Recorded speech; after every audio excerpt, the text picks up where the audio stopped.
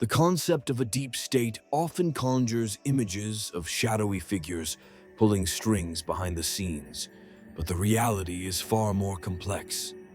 There isn't a single entity called the deep state. Rather, we see a web of powerful nations and influential actors engaging in covert interventions, economic coercion, and political manipulation.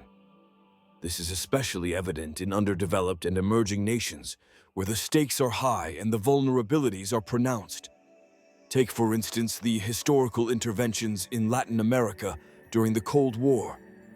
The US orchestrated coups in countries like Chile and Guatemala, not just to combat communism, but to secure economic interests.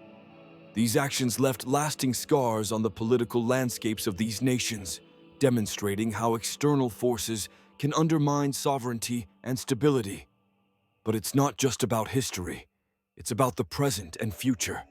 Countries facing these pressures must adopt strategies to safeguard their autonomy. Strengthening governance is paramount. This means building transparent institutions that can withstand external pressures and foster trust among citizens. When people believe in their government, they're less susceptible to manipulation from outside forces. Diversifying economies is another critical step. Relying heavily on a single export or foreign investment can leave nations vulnerable to economic coercion. By developing multiple sectors, agriculture, technology, tourism, countries can create a buffer against external shocks. For example, look at Rwanda. After the genocide, it focused on diversifying its economy and investing in technology, which has helped it become one of Africa's fastest-growing economies. Building resilience is equally important. This involves not just economic strategies, but also social cohesion. Countries can invest in education and community programs that empower citizens. When people are educated and engaged, they're less likely to fall prey to divisive tactics employed by external actors. However, these strategies come with complexities and trade-offs. Strengthening governance can sometimes lead to authoritarianism if not managed carefully.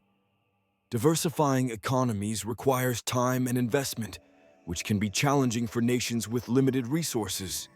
And building resilience often means addressing deep-rooted social issues that take years to resolve. In navigating these challenges, it's crucial for underdeveloped and emerging nations to remain vigilant and proactive. They must engage with the global community, forming alliances that promote mutual respect and cooperation rather than dependency. By doing so, they can create a more equitable playing field, reducing their vulnerability to the machinations of powerful states. Ultimately, the fight against the influences of a so-called deep state is not just about resisting external pressures. It's about empowering nations to chart their own paths. It's about fostering a sense of agency and resilience that can withstand the tides of external influence. The journey is complex, but with the right strategies, underdeveloped and emerging nations can not only survive, but thrive in a world filled with challenges.